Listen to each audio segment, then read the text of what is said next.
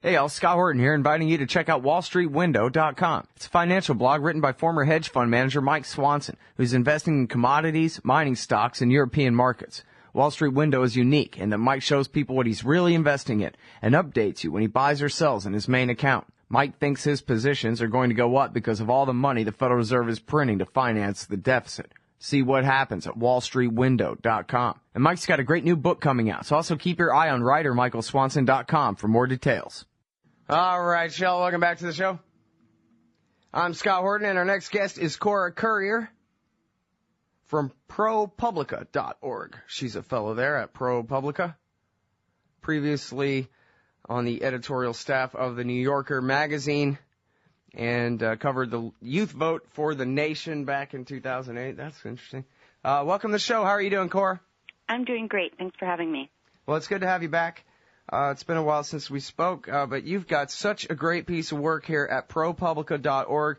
I wish everyone to go and look at it. It's called Everything We Know So Far About Drone Strikes, and I'm pretty sure that's not an overstatement. You've got it all. Links light up this post like a Justin Raimondo column. I guess, like you do in the piece, I'll ask you to go ahead and take us through sort of chronologically here about how the drone war got started and how we got to where we are now. And where are we now? Great.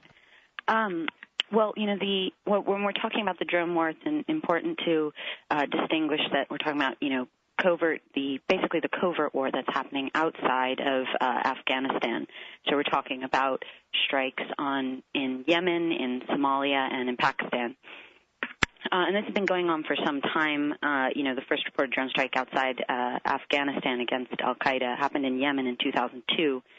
There were sort of a smattering of strikes throughout Bush's presidency, and then they really ramped up in 2008 under Bush and the Obama administration. And I guess we're talking about strikes outside of Afghanistan, because they're really using them in Afghan and Iraq wars, but we're talking the secret wars. We're talking about them outside of it. Yeah, we're the talking bonus about wars. the wars outside of what the military calls the hot battlefields. And those have been concentrated. The main reported strikes have been in Yemen, Somalia, and Pakistan. Somalia more recently. So those, as I said, the expansion really began in 2008 in President Bush's last year, and it was taken up and greatly expanded under President Obama. They peaked. The number of strikes, at least in Pakistan, peaked around as much as 120 in 2010. And then its numbers have sort of ebbed and flowed lately. Last year Yemen had the most strikes. And these are, when we talk about the war against the targeted killing program, or the sort of broader war against terror outside of Afghanistan, we're generally talking about drone strikes. It's not exclusively drone strikes. There have been instances reported of, traditional airstrikes or other missions. Obviously, the raid against bin Laden would be an example. That was not a drone strike. But by one estimate, 95% of targeted killings carried out have been via drone strikes. So it is definitely a tool of choice. It's really interesting, isn't it? About really just the fact that it's a remote control plane changes so much, because, for example, when Seymour Hersh said at a speech one day, well, the lawyers wouldn't let me put it in the New Yorker, but Cheney's got wet ops all over the world under the Joint Special Operations Command, shooting people in the back of the head. People were, oh, my goodness, that's illegal, and we should have known about that, and somebody call a Senate committee, but they can fly a remote control plane around killing people with Hellfire missiles, and it's just no big deal at all somehow.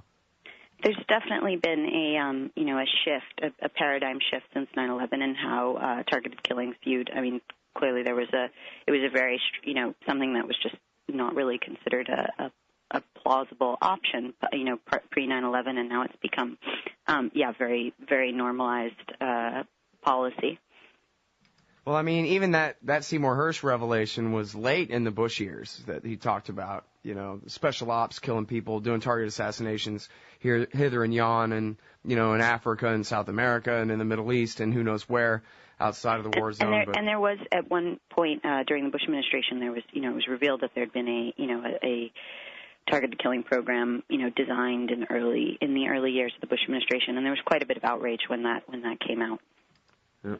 All right, now, so Let's see, you do point out in here that the first drone strike in the covert war was in Yemen, and that was one that actually killed an American citizen, except they said that's not who they were targeting at the time, and so that pretty much was the end of the controversy at the time, right? And then all his friends were rounded up and called the Lackawanna Six and all of that, right?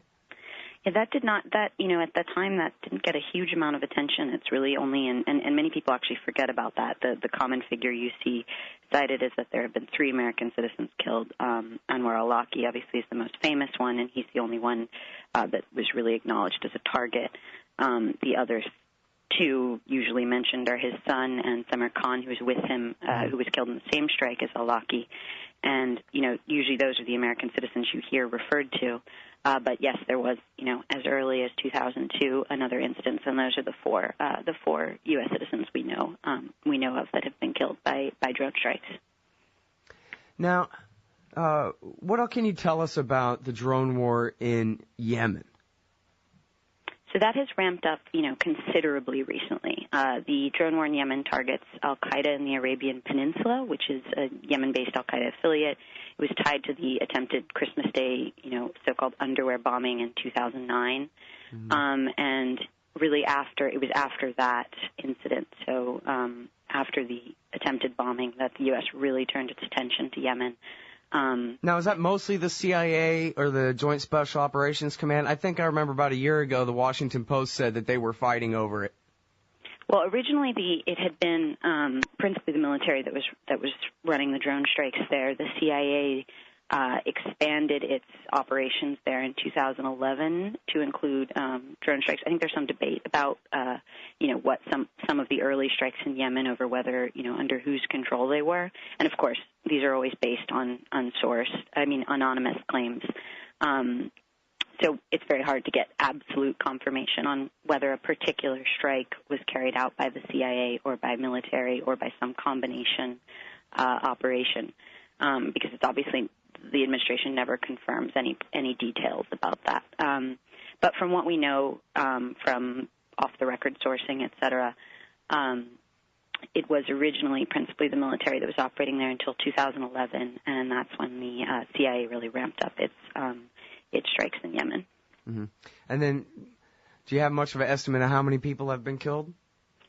The most estimates, if you take the average of the couple of organizations that are tracking these, peg it just around 3,000.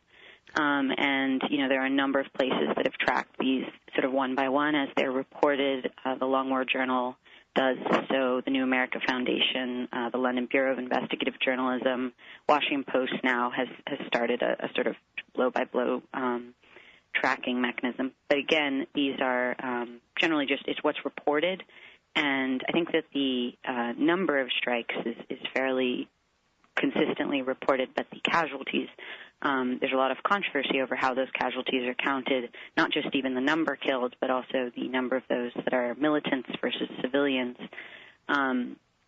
because of obviously the covert nature of the drone strikes, so we never get any confirmation from the government, and also because, of where these drones are taking place. There's very few journalists on the ground, very few rights organizations on the ground, almost no one to sort of do that's there when the actual things happen, or even speaking, having access to victims after the fact. Now, when you do have some information come through, like, when the Bureau for Investigative Journalism went and did all that work in Pakistan, for example, that kind of thing, does it seem that, wow, there's really a lot more than we already knew about? Or is it pretty much, yeah, that's right along with our estimates, that sort of thing? You know what I mean? There's been a lot of discussion about the range in the estimates. Because, like you say, so much is buried under secrecy, but I wonder how buried is it? Or do we pretty much have a good view of the quantity, at least, of drone strikes going on? You know what I mean? Well, I think we have a good view of the quantity of strikes, and in terms of the overall casualties. The numbers, there's a lot of debate about how many civilians have been killed in particular, and a lot of people parsing the difference between, say, the New America Foundation's numbers and the Bureau of Investigative Journalism numbers. But if you really think about it, they're all putting it in the, several hundred range.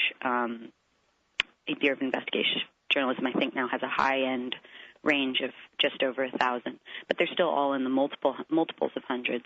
And that's all of the consistent thing is that all of those counts are much higher than the numbers that the administration has acknowledged publicly. And then, now, what can you tell us about the strikes in Somalia? Because this is a war that really has been fought by American proxies since 2006, mostly the Ethiopians, I guess. But then from time to time, we hear a little bit about, sometimes it was even a nuclear submarine shot some cruise missiles and killed some women and children and missed the guy they were going for. But we only hear every once in a while about American involvement, direct involvement in Somalia, at least since the end of 2006 there.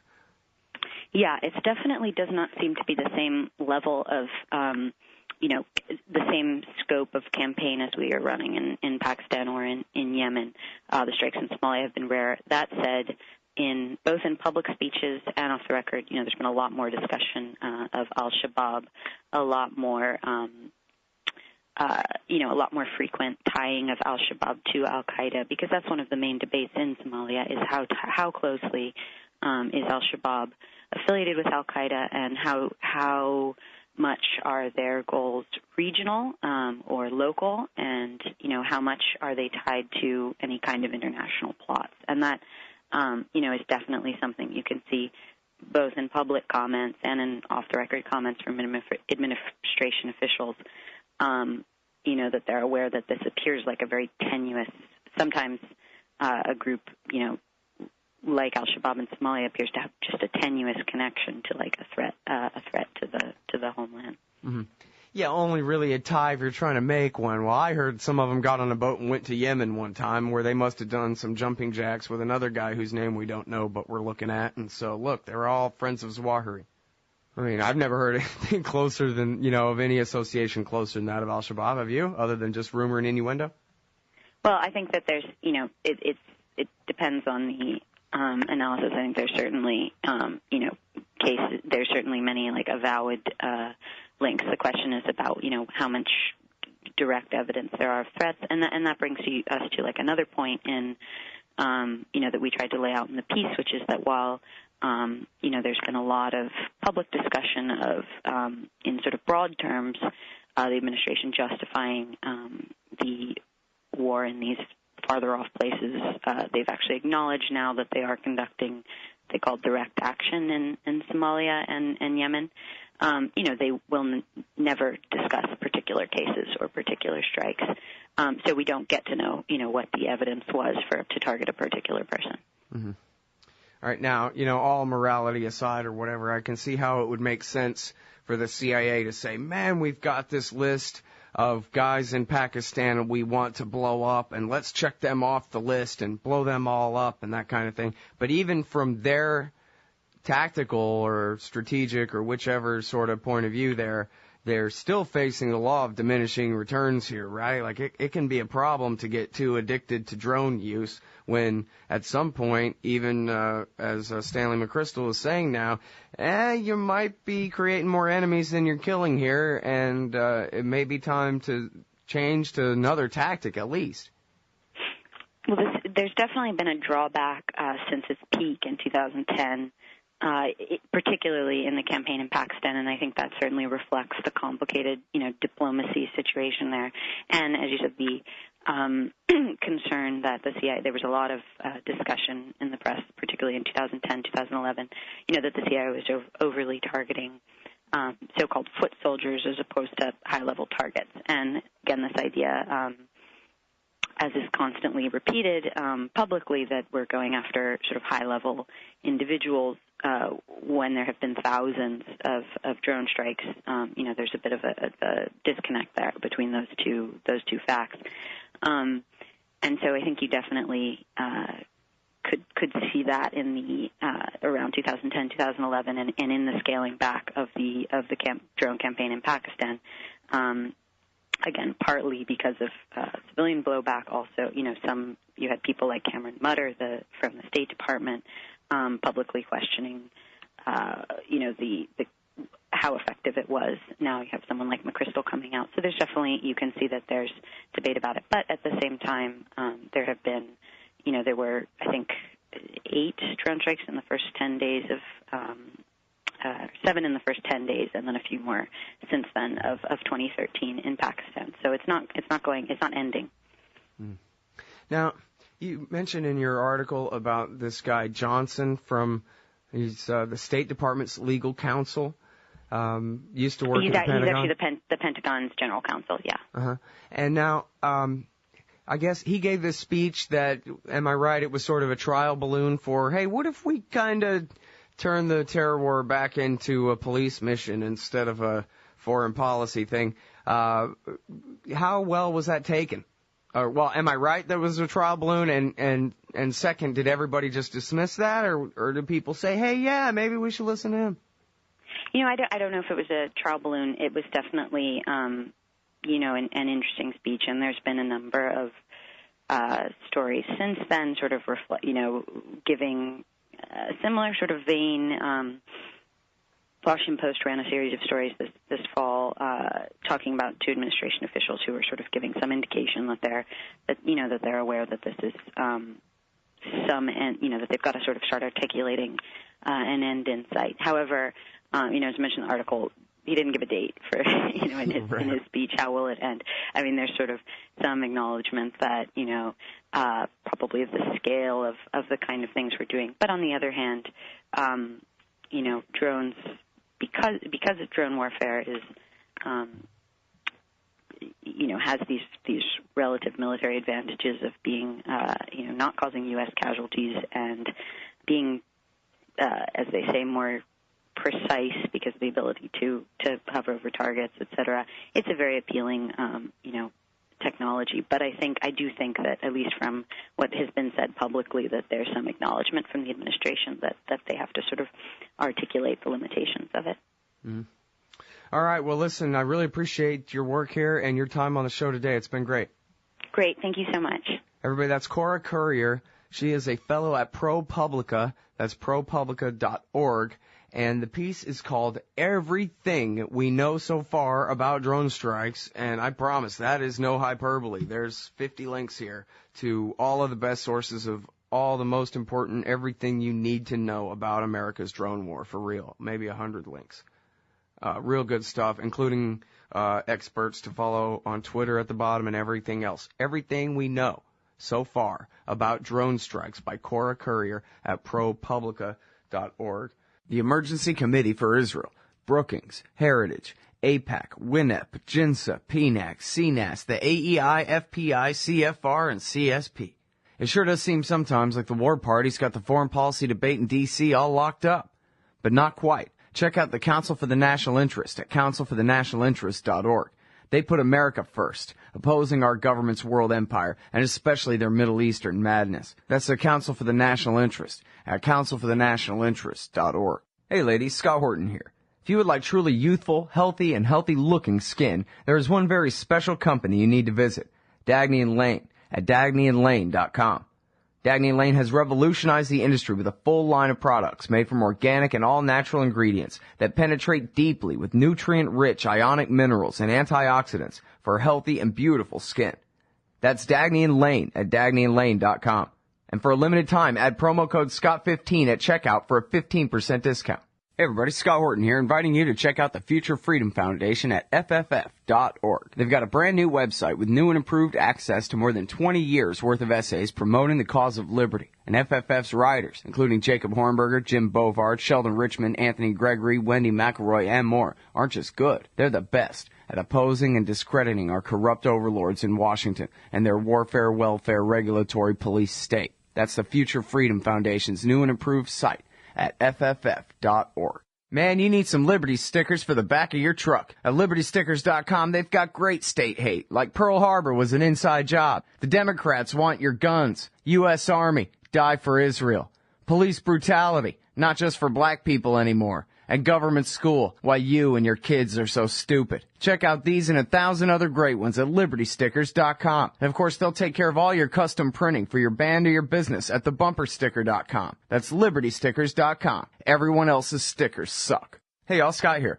First of all, thanks to the show's sponsors and donors who make it possible for me to do this. Secondly, I need more sponsors and more donors if the show is to continue. ScottHorton.org/donate has all the links to use PayPal, Give.org, Google Wallet, WePay.com, and even Bitcoins to make a donation in any amount. You can also sign up for monthly donations of small and medium-sized amounts through PayPal and Give.org. Again, that's ScottHorton.org/donate for all the links. To advertise on the site or the show, email me, Scott@ScottHorton.org. And thanks.